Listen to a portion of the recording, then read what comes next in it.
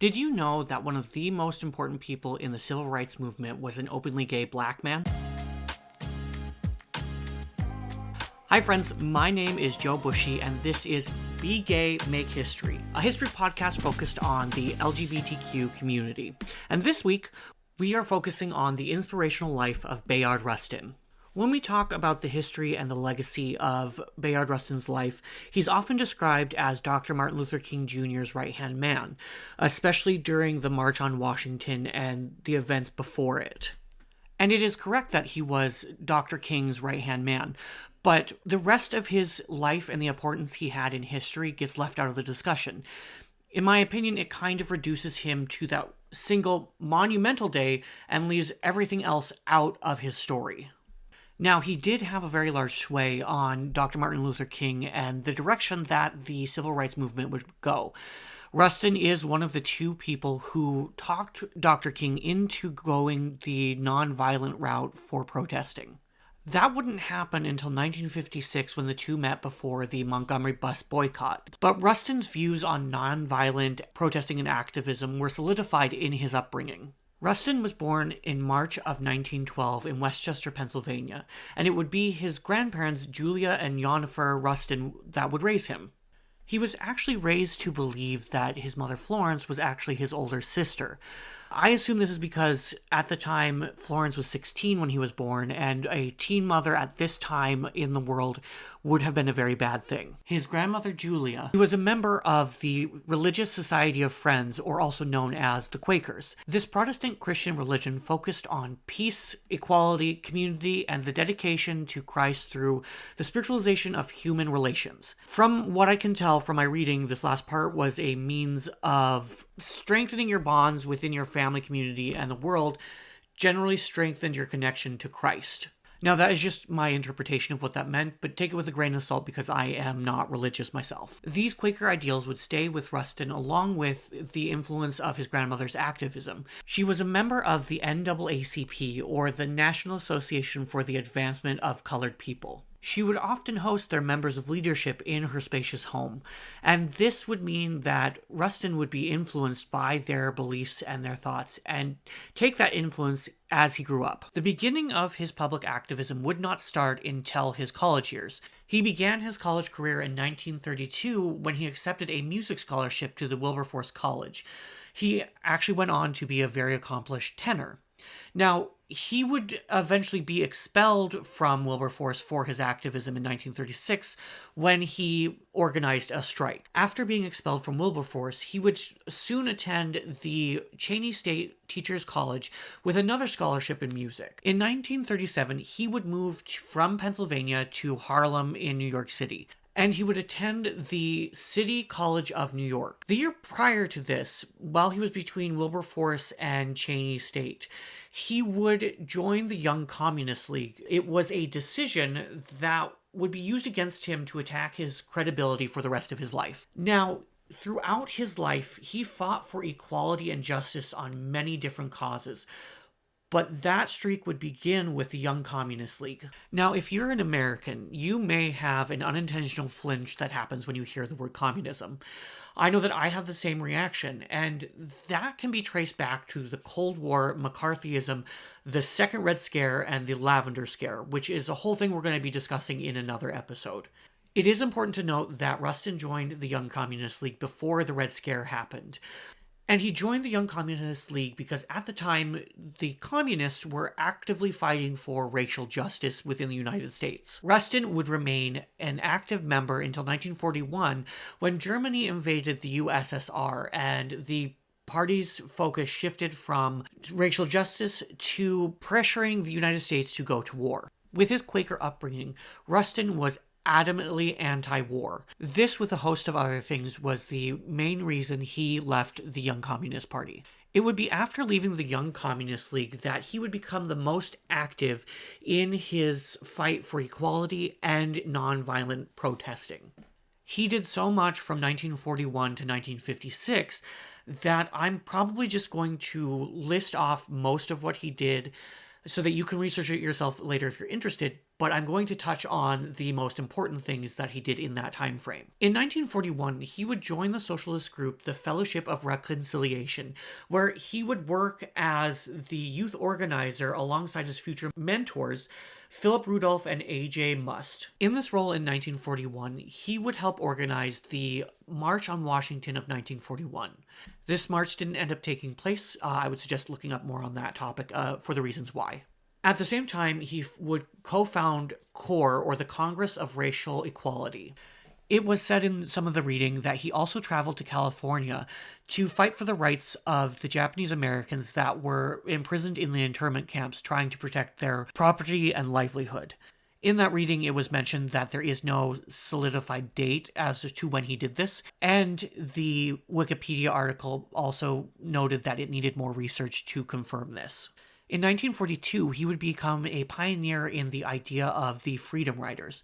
Now, we'll talk about this more later, but the Freedom Riders were black citizens who would sit in the front of buses in Jim Crow South to test out the Supreme Court's decision to desegregate interstate travel. In this first ride, that would be the catalyst to the Freedom Riders, Rustin would get on a bus in Louisville, Kentucky, that was headed for Nashville, Tennessee. He chose a seat in the second row and would refuse to get up when the bus drivers would request that he moved to the back of the bus so that a white person could take his spot. And he almost made it to Nashville, but the bus was stopped 13 miles from Nashville by the police, and he was taken off the bus, beaten, and taken into custody. Now, there's a really great quote about why it was so important for him personally to go through the process of being arrested. Now, I'm not going to read the full quote because the nature of some of the words in it are not something I can say as a white person, but you can look up this quote on the Wikipedia article that I will have linked in the description of the podcast. Now, this quote comes from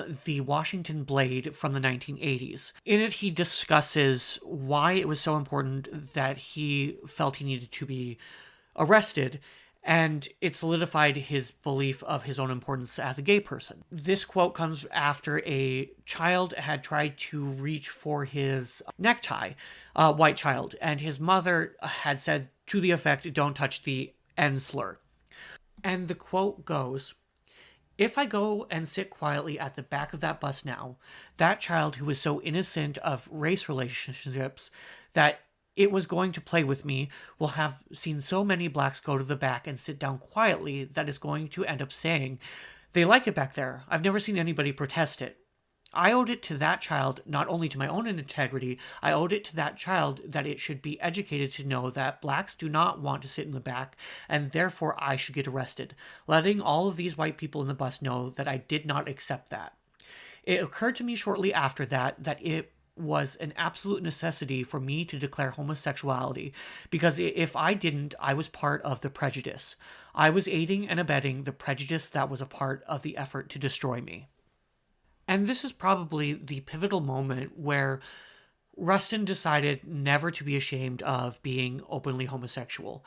That is something that is said throughout all of the reading that I've done, is that he was never once ashamed of being openly homosexual. After his detainment, he would be taken to the police station and then released without being charged. In 1944, he would be arrested for refusing to sign up for the draft as a conscientious objector. His Quaker upbringing, as mentioned before, made him anti-war, and so he refused. And he would spend the next 2 years in prison for refusing to sign up for the draft. But his activism wouldn't end while he was in prison. He actually began protesting the segregation of the housing blocks and the dining hall, which is kind of funny to me because he probably became a thorn in the side of the wardens of the 2 prisons that he was being held in.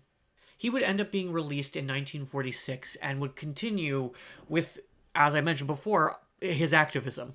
In 1947, the actual freedom rides would begin when he and George Hauser, another founding member of CORE, organized the Journey of Reconciliation.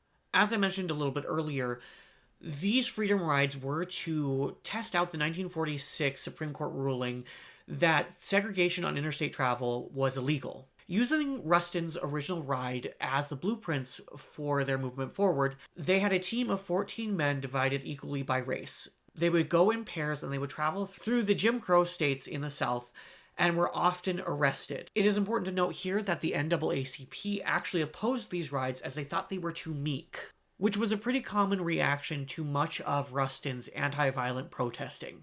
Rustin would actually end up being arrested on one of these rides and would serve 22 days in a chain gang in North Carolina.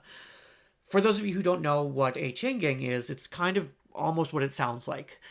They would chain inmates together, and they would be forced to do tasks like cleaning up trash, building roads, and repairing buildings, which, as you can imagine, is incredibly tough when you are chained to another inmate. As he had done with his previous jail time, Rustin used his time in the chain gang as fodder to publish a report about the chain gangs to several newspapers that actually led to the reform of the chain gang practice.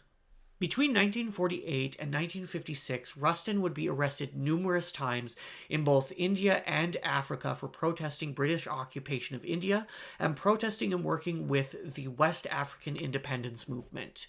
He would continue to work with the organizations FOR and CORE until 1953. He would be arrested in Pasadena, California for being caught with another man in a car doing intimate acts.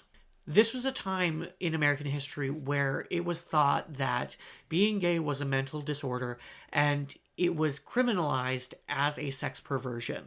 And it would be this arrest and conviction more than any other one that would stick with him and haunt the rest of his activist career.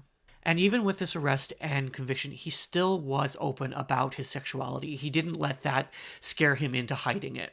This brings us to the part of Rustin's life that the most knowledge is shared about. But even this information was scarce for a very long time because many of the leaders of the civil rights movement wanted Rustin's efforts to go unrecognized because of his sexuality. Rustin's beginnings into the civil rights movement started in February of 1956, when he and his mentor Philip Rudolph would meet Dr. Martin Luther King Jr.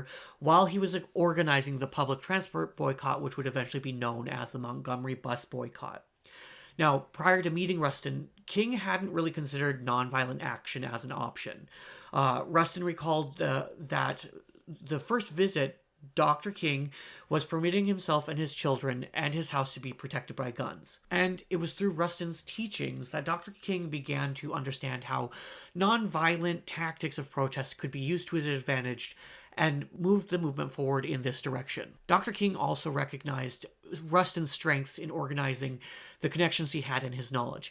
Even knowing Rustin's sexuality and prior arrest for it, he invited him to be his personal advisor. From 1956 to 1960, he was an integral part of Dr. King's inner circle and would have several projects he was instrumental in accomplishing. In December of 1956, he would begin the formation of the Southern Christian Leadership Conference that would unite many of the black leaders of the South. And in both 1958 and 1959, he, along with Rudolph, coordinated the youth marches for integrated schools. In 1960, the civil rights movement was planning a march on the Democratic National Convention because of their weak stance on racial issues. During that planning, Democratic leaders sent a black congressman to persuade Dr. King from moving forward with the march. Congressman Adam Clayton Powell sent Dr. King a letter threatening him that if he didn't stop the march, he would accuse him of having an affair with Rustin. Because of the rampant homophobia that was happening throughout the United States at the time, an accusation like this would not only have destroyed Dr. Martin Luther King Jr.'s reputation, it could have stopped the civil rights movement before it had even got a chance to get started. Because of this, Dr. King decided to distance himself from Rustin and moved him out of his inner circle. And this is the one and only time that it is said that Dr. King lost a battle to fear. This didn't stop Rustin from remaining active within the civil rights movement. He worked within the organization, but not within Dr. King's circle for the next 3 years. It wouldn't be until 1963 when Dr. King began to realize that without Rustin, the movement had began to slow and stagnate. Upon realizing this, he would slowly start integrating Rustin back into his inner circle. This same year, Dr. King would assign Rustin as the deputy director of the March on Washington. But many of the civil rights leaders were adamantly opposed to this because of Rustin's sexuality and subsequent arrest because of this. They believed that it could harm the movement. So instead, the deputy director position would be given to Rustin's mentor, Philip Rudolph, and Rustin would be his assistant.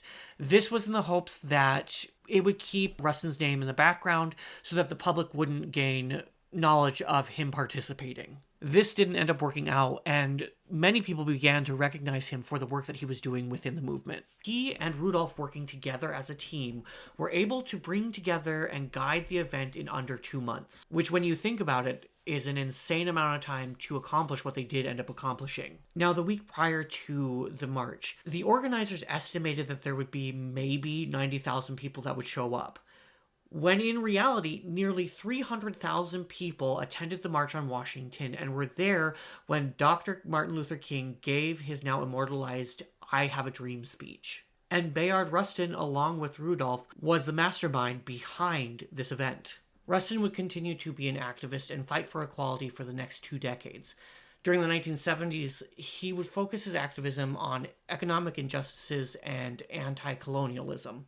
And in the 1980s, he took part in the March for the Survival of the Thai-Cambodian Border, helped found the National Emergency Coalition for Haitian Rights, and at the request of his partner, Walter, I'm going to say this wrong, but Nagel, he reluctantly joined the fight for gay liberation and AIDS education. Rustin was reluctant to take up the fight for gay liberation as he viewed sexuality as a deeply personal thing. Now, it's best described by the statement used when he declined to contribute to the book In the Life, a Black Gay Anthology. I was not involved in the struggle for gay rights as a youth. I did not come out of the closet voluntarily. Circumstances forced me out. While I have no problem with being publicly identified as a homosexual, it would be dishonest of me to present myself as one who was in the forefront of the struggles for gay rights. I fundamentally consider sexual orientation to be a private matter, and as such, it has not been a factor which has greatly influenced my role as an activist. Even with that in mind, he still spent the last years of his life fighting for the rights of the gay community and for education on HIV and AIDS. Rustin would pass away in 1987 of a misdiagnosed perforated appendix, and after his death, much of his legacy would slowly fade from the public's knowledge. Much of his work and accomplishments fading because of a combination of it being hidden by civil rights leaders during his life and the continued public discomfort of his sexuality after his passing. It really wouldn't be until 2013 that his importance was remembered by a wider audience when President Barack Obama awarded Rustin the Presidential Medal of Freedom posthumously. Bayard Rustin's importance to the civil rights movement cannot be understated. Without him, the movement may have never succeeded. But even more important than that, in my opinion, was his tireless efforts to stand for justice and equality for people who were oppressed, who had no voice to speak for themselves, all while doing this as an openly gay black man in a time in America where it was dangerous to be those things. And that is why remembering his legacy within our community is so important. And now, friends, we have reached the end of this week's podcast. So as always, I would like to remind you that you living and thriving as a member of the LGBTQ+ community is making history. So keep doing that shit.